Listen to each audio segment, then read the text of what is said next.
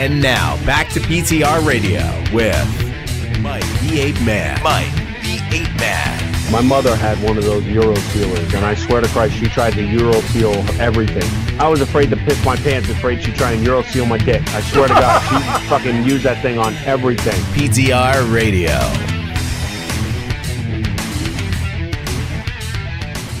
Good evening, everybody, and welcome to another edition of PTR Radio here on the fabulous interweb.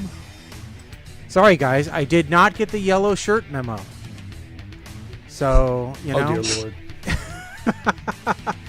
Otherwise, I'd, I don't have many, but I could have found one, But this is a shirt from my new favorite coffee bean provider.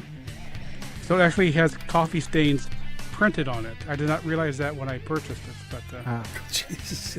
It's interesting. Well, be careful about that. I may have told the story before, but I bought a Mike Rowe shirt from the Red Dirt Shirt Company, and it was from a mudslide that happened in Hawaii, and this company who did custom printed shirts, they had a bunch of their stock that was ruined because it all got caught up in this mudslide. This red, volcanic dirt just ruined all of their stuff. Well, they washed all the shirts, and then they screen printed Micro Works on the shirts, and he sold them as like a fundraiser for his charity. And I love the shirt. It's a very unique color. It reminded me a lot of like Georgia red clay, and but I didn't think anything of it. It was just this really cool design. Well, I ate pizza with it, and as what happens is I dripped some sauce and some grease on my shirt. Well, then my wife decided that she was going to stain stick the shirt to get the pizza sauce and the grease off of it. And that also took some of the red dirt dye out of the shirt. So this red dirt shirt has a few cleaner spots than others where her stain stick had done its job a little too good. So, just be careful when you're, trying to clean your shirt, that you don't take the purposeful stains out of it. Because that can and does happen. Yeah. But, well, folks, this is going to be a little bit of a different show tonight because I have been working.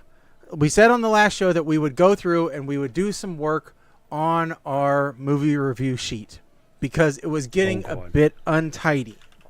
So I have done some work on our sheet, and me and Gemini have been hard at work today because there's a lot. There's a lot in our sheet, and going through it has been difficult. Wow. And okay. So the first thing I had to do was one thing that Mike asked was, how many different variations of rankings have we given? Because we thought, okay, things have gotten a little bit weird, okay, throughout our rankings with Colin, being the one that we thought, okay, he's done the most odd, and then Mike's thrown some weird ones in there, and even I've thrown some oddballs in there. So, so Gemini and I have gotten a few interesting insights out of the data. And first of all, let me say there were 98 distinct ratings that we have given since we started keeping score. So the idea that there's only been a short number is completely debunked. So, yeah. I see an issue already. Uh-huh. With the... Okay, I think... All right, so let... And I'm not going to say it's perfect yet. I may have done a few things wrong, so we're going to talk about it. So this tab tab on the suggestion sheet, rankings, this is what you've been working on with Gemini. Yeah, and it's all flexible. Luckily, everything's been formula driven so far, so it's easy to fix. Okay. So what I did was Gemini and I, did some work, and like I said, our goal was to condense all of the different rankings into groupings so that we could consolidate down to a reasonable number of words. Because let me just go through some of these, okay, that we have had on there. 30-second skip. Then an asteroid hit them and they all died. Annoyed. Asylum, puke -25. Big grin, belch, burp, canceled, chuckle, chunky puke, cough, did not finish, disqualified because of real movie, DNW, DNF, done effed up, ear to ear smile, gag, frown, gag with side of snot, game over man, verp, greh. I don't even know what greh is. GREH. I don't know how she categorized that one, but she did. There were like 5 different ways we said meh. Non-starter. Penny loafer. Again, I don't know how we categorized that one, but somehow. I gotta know. Peppermint laugh. Puke with diced carrots and tomato skins. Schnikes McSnikerson. TBD. Yawn. Your brain on drugs. Those were some of the highlights. Okay, so, so some of these we kind of. Okay, so Penny Loafer is a map +2, which if we have standardized ratings, we can kind of figure out. Yeah. Some of these we actually say.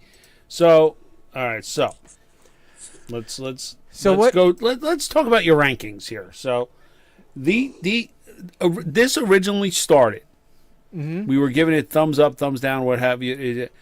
I started just saying whatever my review at the end, from puke to Schnikes. That was the extreme. Mm-hmm. Top or bottom and top. Where that came from, I have no idea. Mm-hmm. But it stuck. Right. Kind of like how for years our tagline was, "We have strong feet." Yep. Fuck if I know where that came from either. And before that, it was spam the lockers. So spread the virus, spam the lockers. Yes. Yeah. So we know that Schnikes is the very top. According to, and I keep wanting to say Cortana because I've been watching the Halo series. So all AI is Cortana to me now. But so you have Chuckle as next at an 8.5. Actually, OMG WTF BBQ is actually one below Schnikes. Okay, so that should be like a 9. That should be a 9. Yes. Okay. All right. Then I think the SEG was next. Okay, so that should be 8.5. Yes. Okay. And then should Chuckle be like a 7? I think Chuckle is a little higher than a Smile. Okay, and should a Smile be about a 6? I think, sure. Okay. Whoops. And Matt, yawn, frown, burp. Negative? I don't know. I don't know where it came up with negative from. Neither do I. Verp. Oh, Kill It with Fire is -1. Well, we moved Kill It to 5. We moved Puke to 1 and Kill It with Fire to 0. No, that works out. All right, that's still fair. Okay, so I think That is closer. Now, the only thing I had a question on was, this eliminated Smirk. Okay, so Smirk would be like 5.5. Because it's not quite a smile, but it's a little better than meh. Okay. Yeah. Okay. So I can refactor with that in mind. But Okay. I don't think it's going to drastically change a whole lot. I think everything will pretty much stay where it is. The only thing is, if any commentary I give regarding OMG, WTF, BBQ might be a little bit different. So that's the wrong description there. So, but we did find some interesting. So I also was able to integrate with the movie database. So now what we are able to do, and what we're going to be able to do is show this on our website easier. So one thing that we'll be releasing, hopefully before the new year, if not shortly after the new year, is an interface where you will be able to see all of this information. So I will show you what that looks like right now. So here you can see that now I have the ability to actually display our ranking, our reviews here with thumbnails of the movies. Oh. So now we have, not all of the thumbnails are right because I don't have dates for every movie yet for the release date. But if we start putting the release year, this will get more and more accurate. So like Deep Cover, Spaghetti Man, K-Pop Demon Hunters, Swing of Things. So all of these actually were correct. Old Guard 2, My Old Ass, Heads of State, Mystery Date. So all of those actually pull the right information, which is really nice. And you'll notice that along with that, we now have this. We have the source. So if we don't have a picture for some reason, like Kinda Pregnant, actually Free Guy, where we made that one up, it'll just pull a generic image. We have the date that we reviewed it, Colin's ranking, your ranking, Mike, mine, as well as an averaged ranking between the three of us. Okay. Or if for some reason somebody wasn't able to do a ranking, it'll take the applicable rankings and average those together. So that's kind of cool. Damn. Okay. Not only that, but when I'm done, you will be able to actually click into that entry. Actually, before I get done with this page, you'll actually be able to filter by genre. So if you're looking for a comedy or an action adventure or romance or whatever it is, you'll be able to filter these by genre. And then you'll be able to dig into that. You'll be able to see a synopsis of the movie as provided by the movie database. And I'm playing around with the idea of actually showing what other real reviewers rated it as opposed to just us. But you'll have much more information about the movie other than just what we said. I like it. So, Rotten Tomatoes, eat your heart out. So we will actually be legitimate in what we do for once. Wow. So, yes. So this has been a lot of work. We could become the definitive bad movie review site. Yep. And Mike, almost like Razzies. Like if you appear on the PTR movie review list, there is a good chance that your movie is just terrible. Yeah. And Mike, I've got some more insights for you because I know how you like insights. I like stats. All right. So here's some of the movies that have received the SEG rating from the mix of us, or at least from one of us. Alien Hunter 2020, Zombieverse, Scary Movie 5, The Black Saint. Here's I must be The Black Saint. Am I? Yep. Let's see here. I also asked for some feedback based upon each of us. So let's see here. Let's see what what it thinks about you as a reviewer, Mike. Because I asked it to summarize some of each of us in our kind of the ways that we tend to grade things. So, where's it at? That's all about adding script. Nobody wants to see that. That's just me working. What? We removed a movie called Black Saint? Yep. So, where's my data? Yes. Reviewer criticisms. Okay, here we go. Based on overall distribution of scores, the reviewers ranked as follows from most generous to most critical. So I was ranked as the most generous, averaging a 5.9 out of a score of 10 for movies. Okay. Colin ranked neutral, the most neutral, giving on average a 4.6. And Mike, you were the most critical of all of us, heavily relying on puke and kill it with fire. You averaged a 3.4 score of all your reviews. All right? So you were categorized as the harshest critic.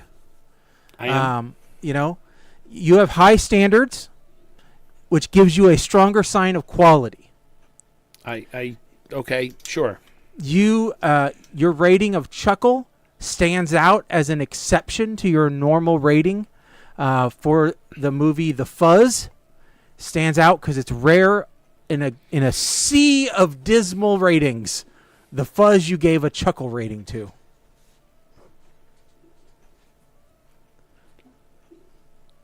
I think I don't like Cortana anymore. I think there's now and looking back, I think there may be issues here because like some of my anomalies may bring, if I actually went back and revised them. For example, like I just searched the review sheet for Black Saint because I'm like, there's no such movie, and just the word black, there's only one movie that we reviewed, and it's Black Saint Delta. There's no Black Saint on here, so I'm like, what the hell's going on here?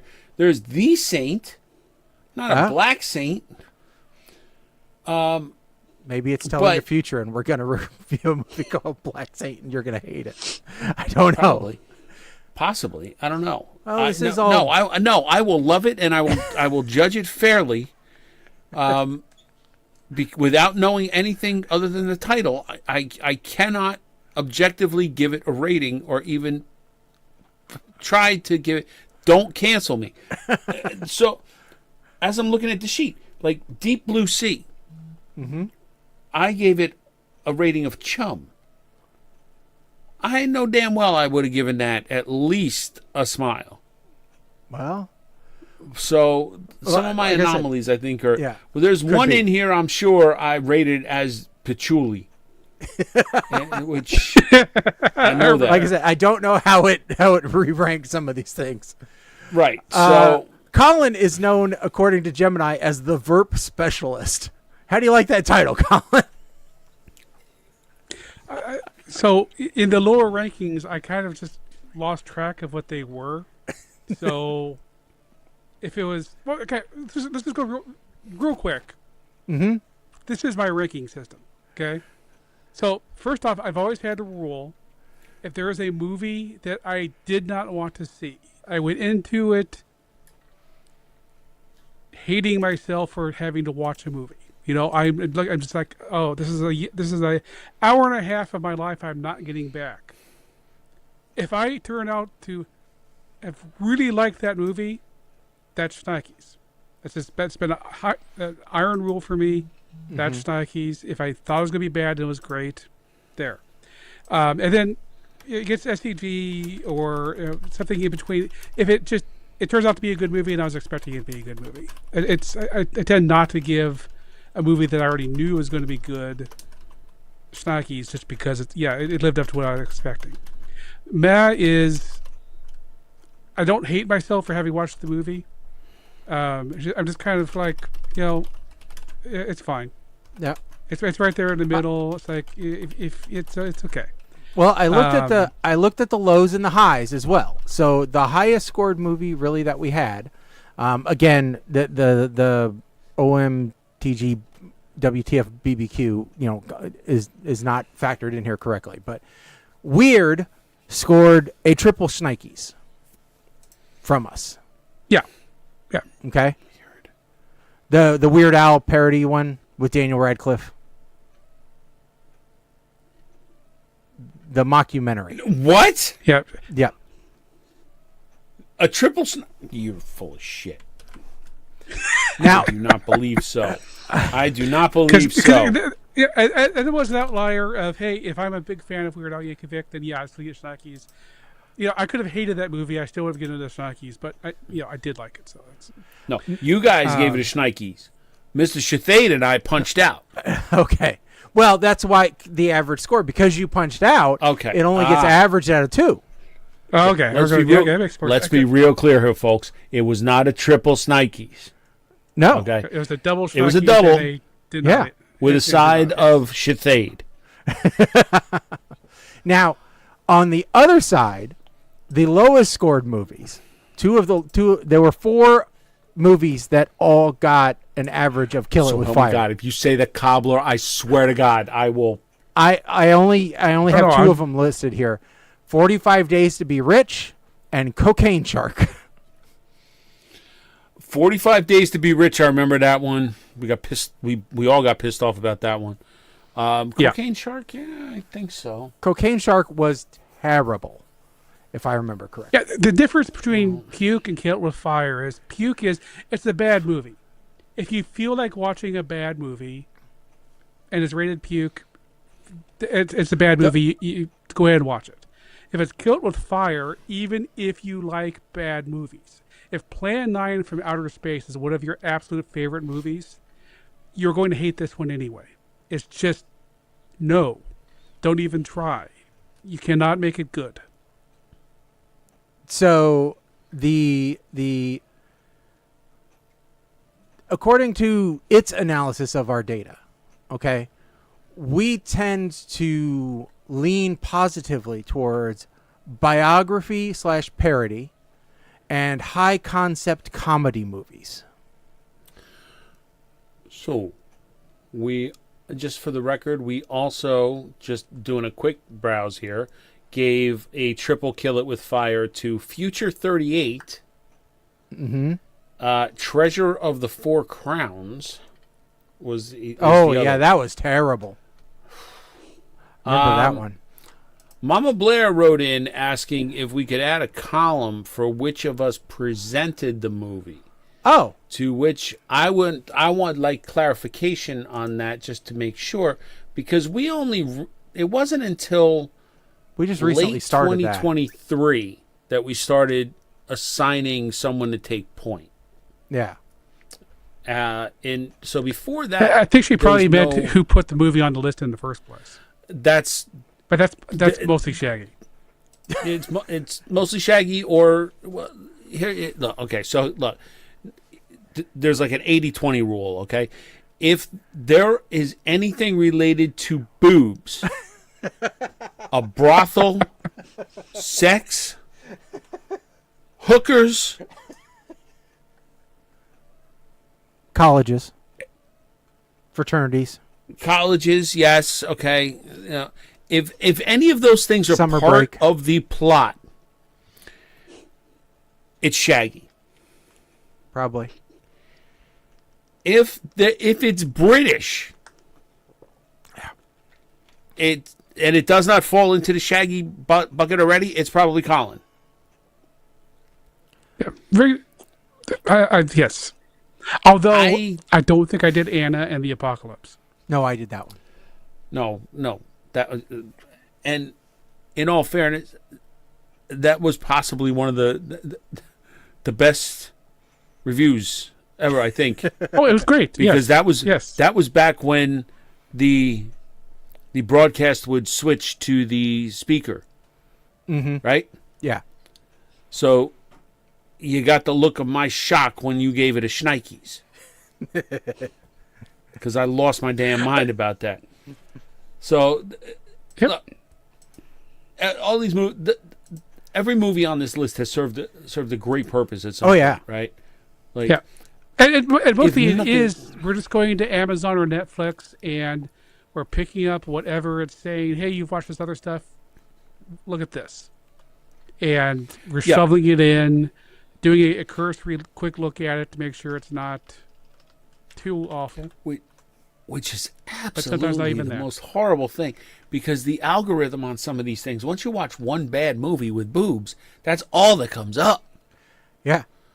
So it's the same base algorithm as Threads. You click on one thing about it, somebody losing their dog, and all of a sudden you go down to a well of despair on Threads that you cannot escape from unless you click on something about politics.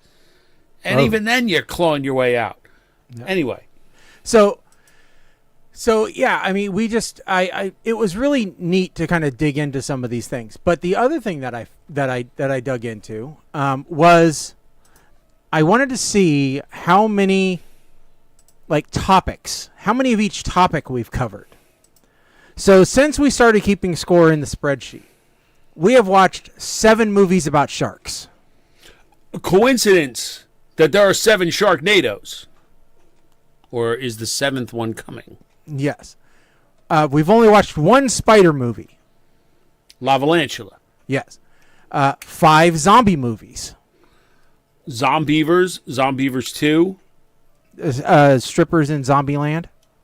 Oh, God. We've watched 4 movies with dragons. Because what I'm doing is I'm looking at both the title as well as the synopsis and looking for keywords. Okay. We've only watched 1 movie where the word stripper is in that information. Which? Zombie strippers. Yes. 2 where the word naked appears. 20 where the word teen appears. 6 where the word Santa appears. 3 about dinosaurs. 8 about aliens. And I'm pretty sure 1 about dinosaurs and aliens. Yeah. Definitely or cowboys cowboys and aliens. It's not on the sheet, but yes, we watched it. So, but yeah. Yeah, see, that's the other thing. There are movies that we've talked about that we didn't officially review. Yeah. Well, definitely ones that we didn't record. So, right. But it's very good that we now have this list. And you may notice I did keep our guest ratings, although they're not calculated into anything. We do have a column for guest ratings, so things like Kenna has given us a few ratings on some. Mama Blair gave us some. My wife has given us some. So, those are ranked there as well. So, those may just be special notes that we include. But all this information will be available hopefully soon on the website, and I think it's going to be really fun to put out there. So, yeah, it was kind of a blast to do this because I had an outage at work, and so I was just basically on the phone waiting for other people to do things, so that then I could report those things. And I thought, what the heck, I'm gonna get some side work done. So I'll just have fun with Gemini today. So I'll go through, I'll do some revisions, and then we'll be in even better shape, and then we'll be ready to publish some of this out. Okay. So. I like it. Yep. It was kind of fun. So, all right, moving on to actual news. Mike, you did give a little bit of a preview to this, but it looks like there is a 7th Sharknado film in the works. Yes, and it is a prequel. So we get to see the origins of Finn. And and I don't know who else. Okay, but so is it not really going to be Sharknado? Well, see, and that's the rub, isn't it? Because the first time we ever saw a Sharknado was in Sharknado. Right. So how are we going to see? I mean, is it going to be like a Guppy NATO or something, or bluegill NATO, or? I don't know. No? I'm trying to remember. Did Finn have something to do with sharks before the Sharknado? Like, was he a researcher or something? I don't think so. Or was he a weather guy? I don't remember. I don't think he was a weather guy. But yeah, I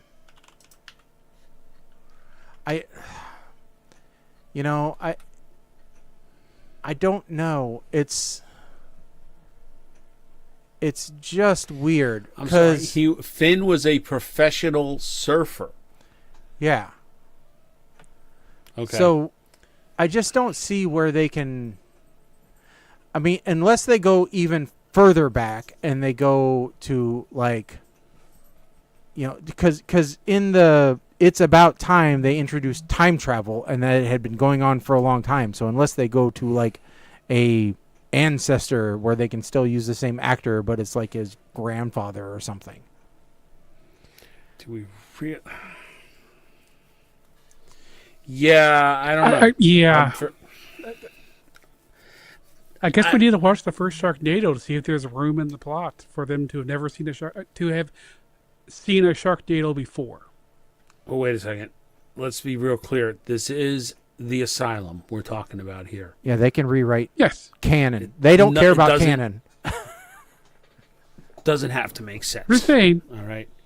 in the first Sharknado, does anybody ever actually say this is the first Sharknado? Or is it just, it's a Sharknado? We already know what that is. No, I'm pretty sure it's I've never seen this before. But let's see. I don't know. But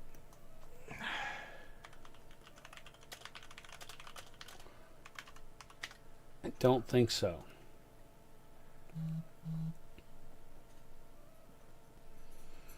Yeah, I don't think it says that it was the first Sharknado ever. So maybe there will be another Sharknado.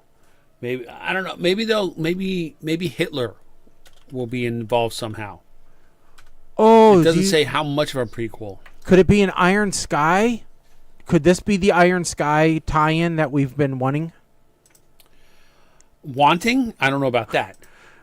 But I will say I would love to see an Iron Sky Sharknado crossover.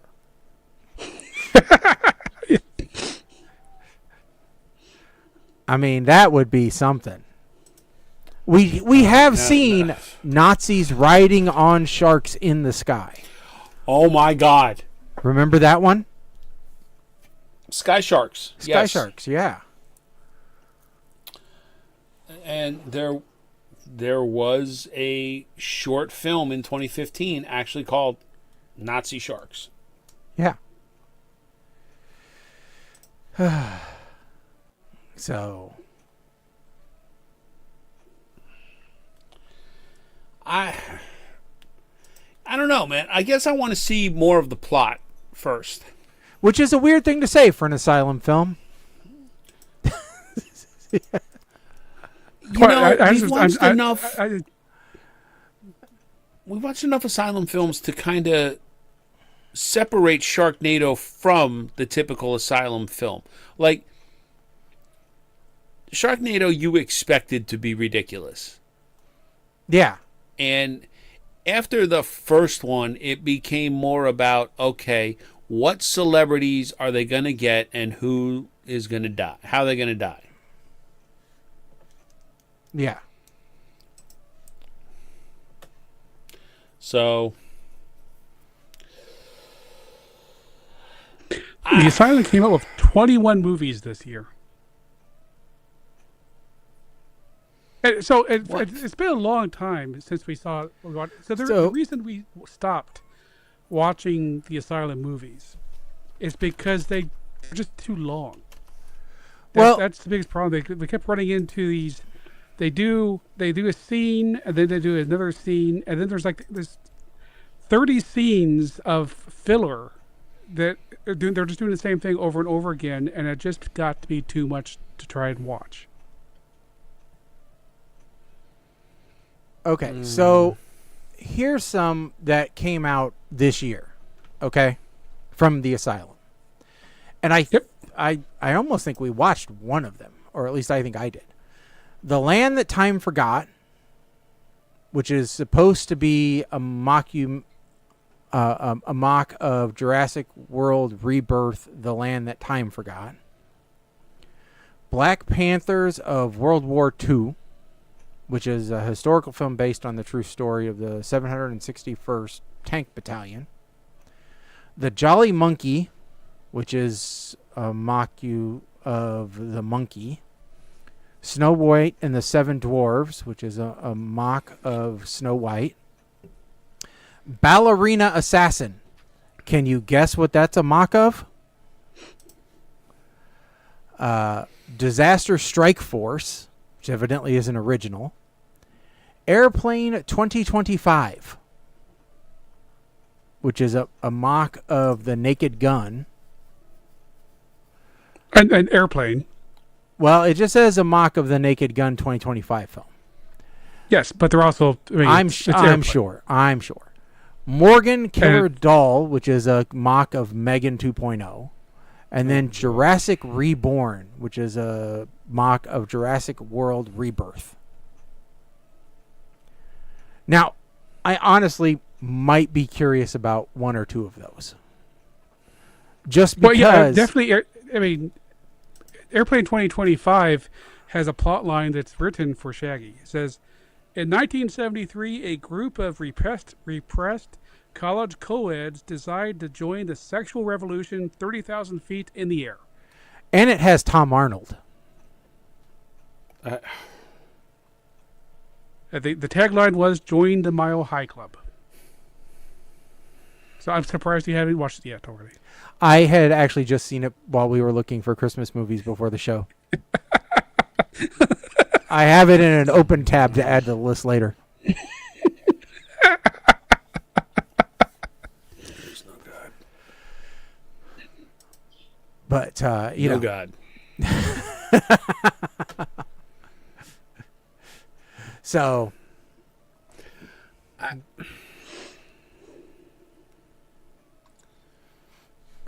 Yeah, I think I think if you go through the rating sheet, Colin, now that I think about it, I think we actually started assigning Asylum as a rating to Asylum movies. Well, and at one point we were watching so many. We were watching so many we outlawed them at one point. We did. We absolutely did. And it's because they just went on too long. Their plots didn't go anywhere. So. But anyway, all right. They make a movie in 3 weeks. It's hard to write. It goes from script to complete movie in 3 weeks. It is hard to do that. I understand. Speaking of another movie Go ahead. Speaking of another movie that doesn't need to exist, Mike, you put this one out there. A popular doll is supposedly getting a movie that we don't need. Kim threatened me with. She's like, you're getting a Labubu for Christmas. I said, that is grounds for divorce in this house. There is no reason I don't even know what the hell these Labubus are supposed to be. But they're getting a movie. All right, they look like Monchichis on crack is what they look like. Little freaking demon spawn that you hang from your purse. And I don't know, they're supposed to keep the bad juju away or whatever. I don't know. See, I like to ask AI the questions that I don't understand as a human being. So I said, what is the appeal of Labubu? And even Google has a problem with it. It says the appeal of Labubu is its unique blend of aesthetic, scarcity, and viral social media presence. Well, that's a non-answer. So what that's saying is somebody is making these in their garage, and they got them in the hands of the right social media influencer. So now all of a sudden people think that these are a commodity. They are not. Yeah. These are satanic charms Yes. that if you get enough of them together in the same place, a portal to hell will open up, Mm-hmm. and Mariah Carey will come out and start singing "All I Want for Christmas Is You" on loop, repeatedly. Mm-hmm. So, I do not get them at all. Of course, I've become the get off my lawn guy because my grandchildren keep saying 6, 7, and all this other. I'm done. I'm just done. I'm just done. And skibbity Yeah, toilet. but you said it wrong. 6, 7. I'm just done. Skibbity toilet. Yes.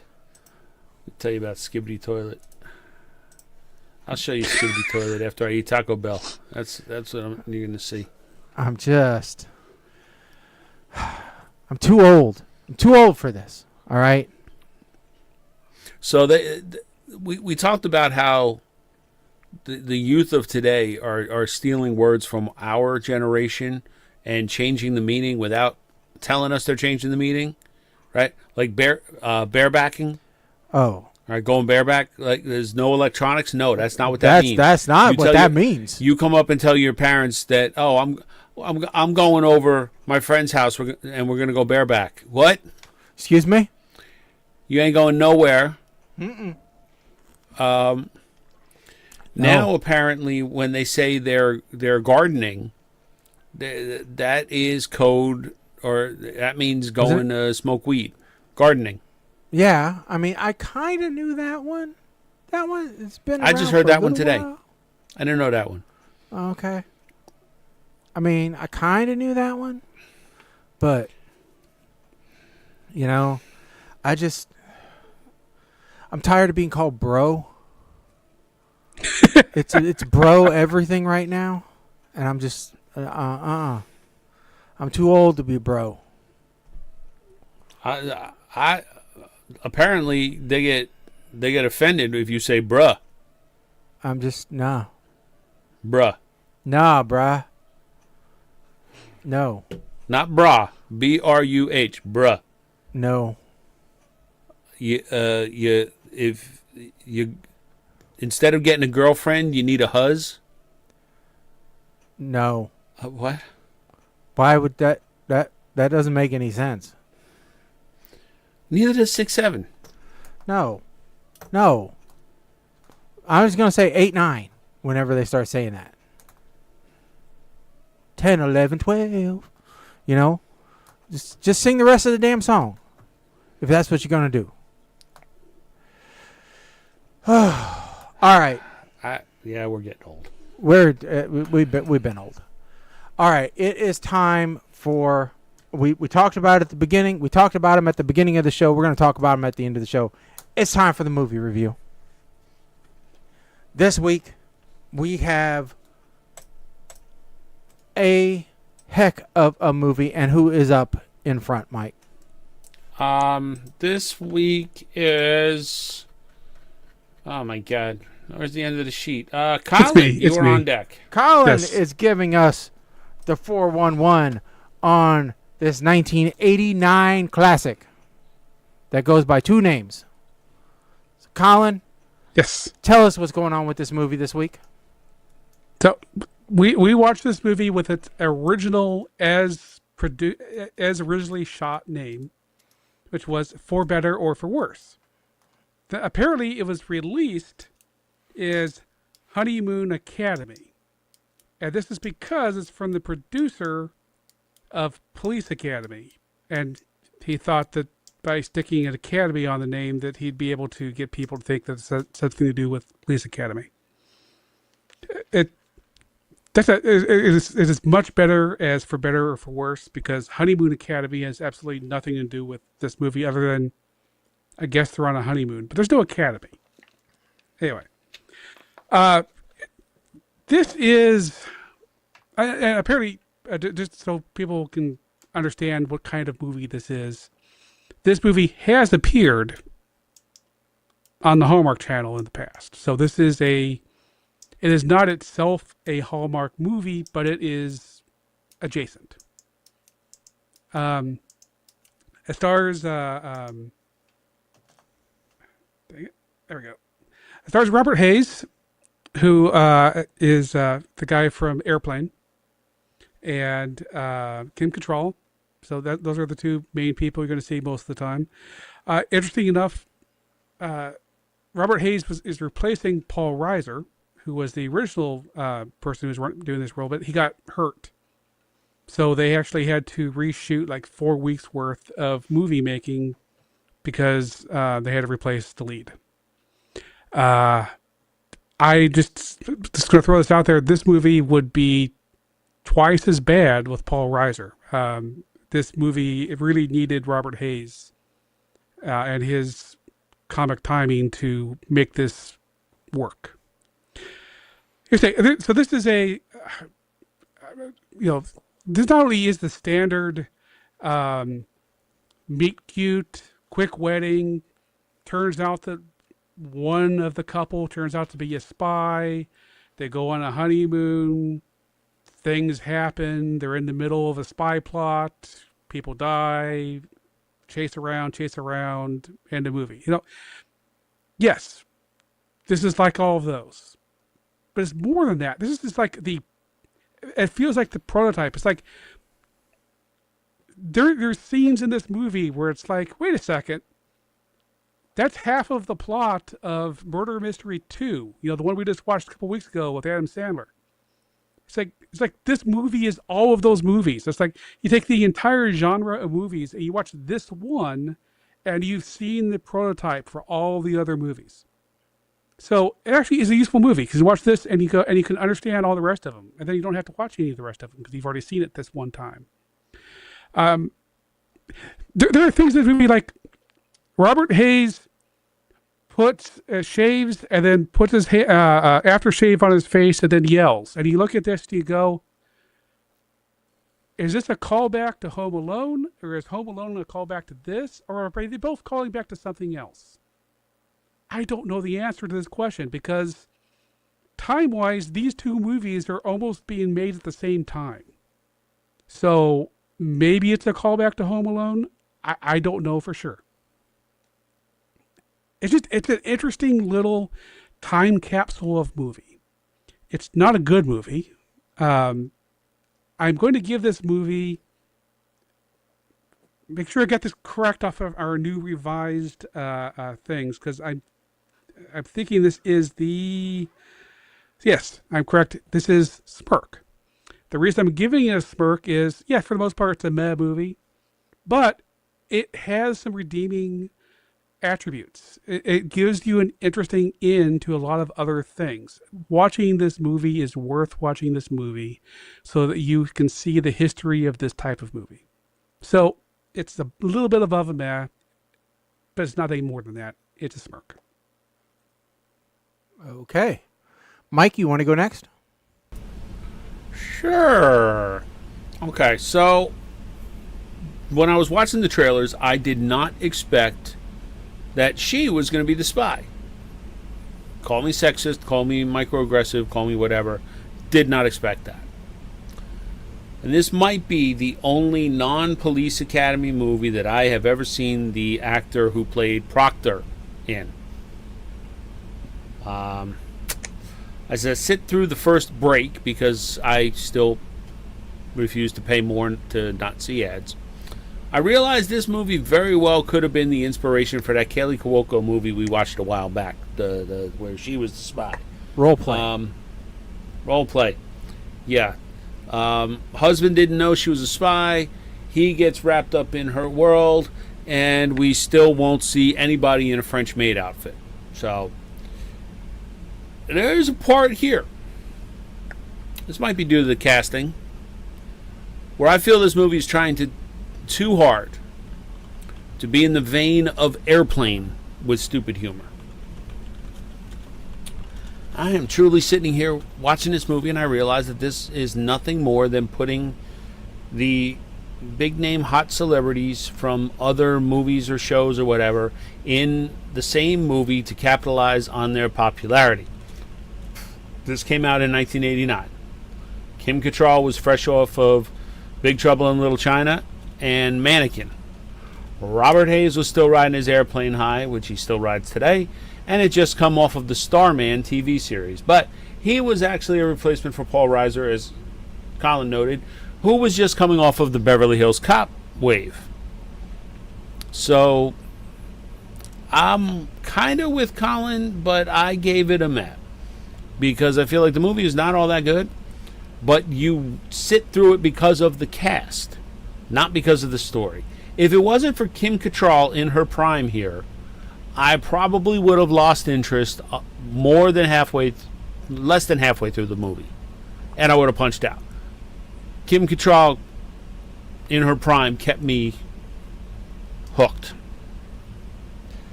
So yeah, I mean, I give it a meh. I don't know how else to describe it.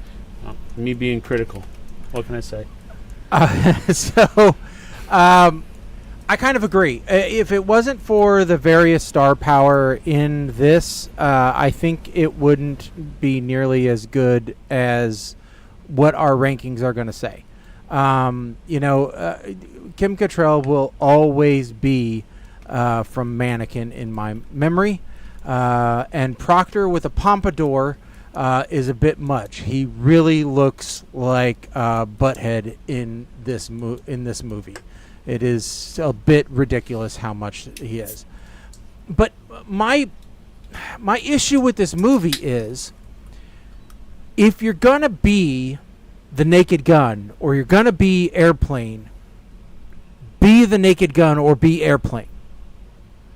If you're going to be a spy movie, be a spy movie. This doesn't do a great job of being either.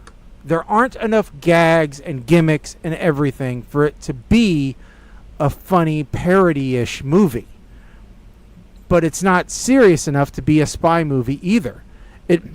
I hate to sound like Colin, but this movie doesn't know what it wants to be. It has a real problem with that, because there's moments where it does each of them good, but then it just tries to revert to the other one.